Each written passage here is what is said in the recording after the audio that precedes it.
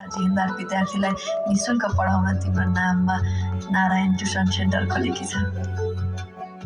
खोटी चल्दैन भनेर फ्याँकिएकी वैजन्ती बिरामीको सेवा गर्ने नर्स बनेकी छ। मैले पनि जेलभित्रै पढेर एसएलसी पास गरेँ नि। शिक्षाको ज्ञानले खोलिदिएको आँखाले हामीले हाम्रो समुदायमाथि भएको अन्याय अत्याचार देख्यौँ। हामीमाथि थुपरिएको त्यो पीडाकुरे प्रथा थिएन, त्यो हामीमाथिको यौन शोषण र अत्याचार थियो। र अब हामी त्यसका विरुद्ध उभिएका छौँ। अब हाम्रा छोरीहरू डरमा होइन, सम्मानसँग बाँच्नेछन्, जसका विरुद्ध हामी आवाज उठाउँदैछौँ। नारायण, तिमीले भागेर जाउँ भनेको काठमाडौँ म भोलि हाम्रो अधिकार लिन उमा दिदी र रमा दिदीसँग जाँदैछु।